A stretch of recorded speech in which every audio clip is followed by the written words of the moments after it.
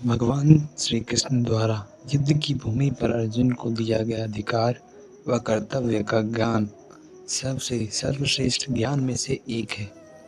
भगवान श्री कृष्ण द्वारा दिए गए यह उपदेश श्रीमद् भगवद गीता में निहित है। आज मैं आपको गीता के कुछ ऐसे श्लोक के बारे में बताने जा रहा हूँ जिनका अर्थ को यदि आप अपने जीवन में उतारते हैं तो इससे आपको बेहतर परिणाम मिल सकते हैं। आज के युग में यह उपदेश मानसिक शांति और सफलता की कुंजी है। तो आइए शुरुआत करते हैं। कर्म का सिद्धांत कर्मण्येवाधिकारस्ते मा फलेषु कदाचन मां कर्म फल हेतु भूर्मा ते संगोस्तम कर्मणि। अर्थात तेरा अधिकार केवल कर्म करने पर है, उसके फलों पर कभी नहीं।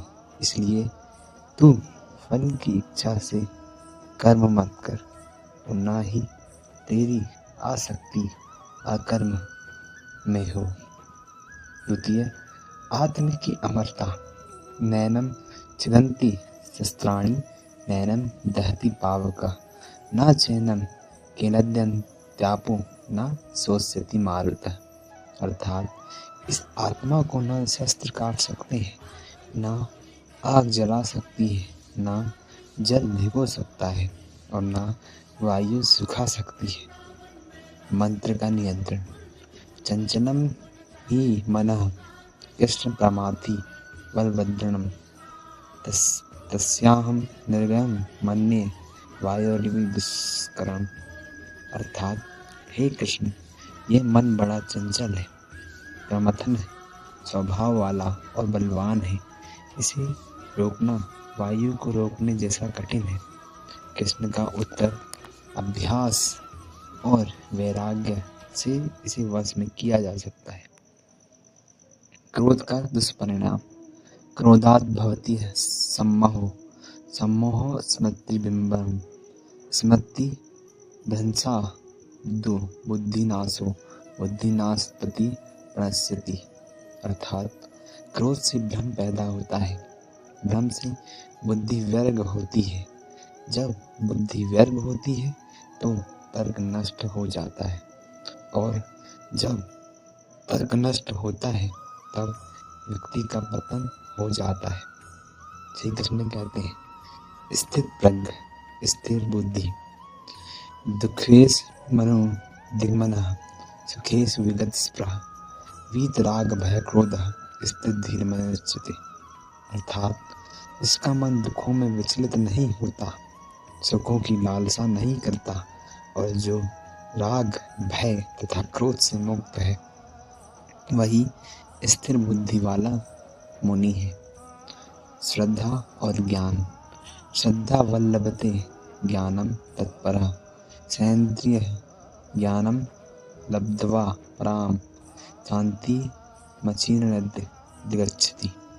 अर्थात श्रद्धा रखने वाला, अपनी इंद्रियों पर नियंत्रण रखने वाला मनुष्य ही ज्ञान प्राप्त करता है और ज्ञान प्राप्त होने पर उसे तत्काल परम शांति मिलती है।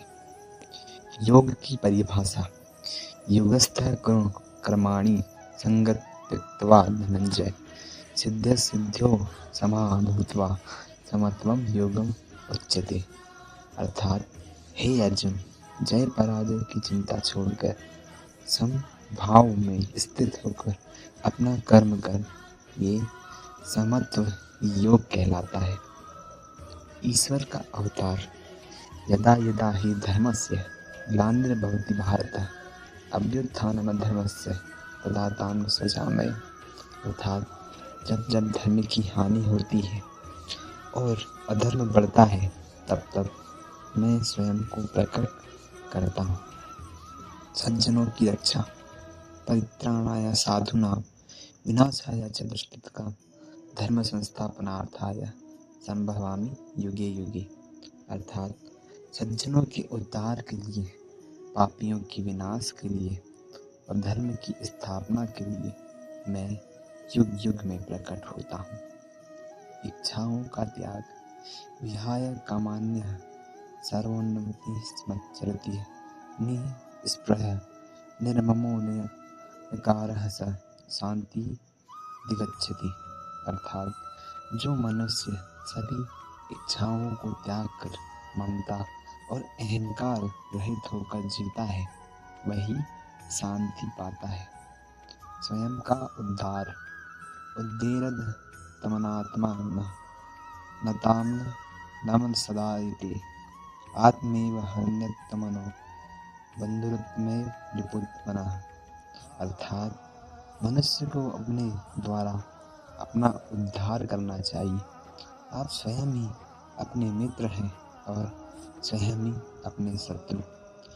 आहार और विहार श्री कृष्ण कहते हैं युक्तहार वीरस्य युक्तश्चेष्टस्य कर्मसु युक्त सपनोबद्धस्य योगो भवति दुःखः।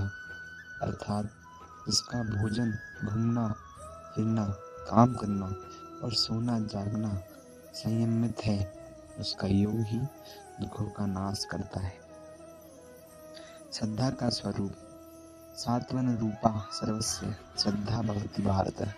श्रद्धामयों पुरुषो यो यच्छब्दसो सा एव सः। अर्थात हर व्यक्ति की श्रद्धा उसके स्वभाव के अनुसार होती है। मनुष्य विश्वास करता है वैसा ही वह बन जाता है। इंद्रियों पर विजय इंद्रियाणि प्रणाय उरीन्द्रियं परम मनः मनसस्तु परा बुद्धि यरो बुद्धे परतस्तु सा। शरीर से श्रेष्ठ इंद्रियां हैं, इंद्रियों से श्रेष्ठ मन है, मन से श्रेष्ठ बुद्धि है और जो बुद्धि से भी परे है वह आत्मा है। फल त्याग की महिमा श्रेयो ही ज्ञानम ध्यानम विच्यते। ध्यानात्म कर्म फल त्यागति निरंतरम। अर्थात अभ्यास से श्रेष्ठ ज्ञान है, ज्ञान से श्रेष्ठ ध्यान है और ध्यान से भी श्रेष्ठ कर्म फल का त्याग है, क्योंकि त्याग से तुरंत शांति मिलती है। भक्ति का मार्ग श्री कृष्ण कहते हैं पत्रम पुष्पम फलम त्वयं यो मैं भक्तया प्रयच्छति ततहं भक्ति प्रदं स्मि मनव। अर्थात जो कोई भक्त मुझे प्रेम से पत्ता फूल फल या जल अर्पित करता है मैं उस शुद्ध मन वाले का उपहार स्वीकार करता हूँ। मृत्यु और पुनर्जन्म वसांसि जीर्णानि यथा विहाय नवामि गृह्णति नरो आप्राणि तथा शरीराणि विहाय जीर्णान्यानि संयति नवानि देहि। अर्थात जैसे मनुष्य पुराने कपड़े त्याग कर नए पहनता है वैसे ही आत्मा पुराने शरीर को छोड़कर नया शरीर धारण करती है। सात्विक सुख श्री कृष्ण कहते हैं यद्यग्रे विश्वमेव परिणामे अमृतोपमं तत् सुखम सात्विकम प्रोक्तम मंदबुद्धि पश्चादजम। अर्थात जो सुख शुरू में जहर जैसा पर अंत में अमृत जैसा लगे वही सात्विक सुख है। शरणागति सर्वधर्मान् परित्यज्य मामेकं शरणं व्रज अहं तवा सर्वपापेभ्यो मोक्षयिष्यामि मा शुचः।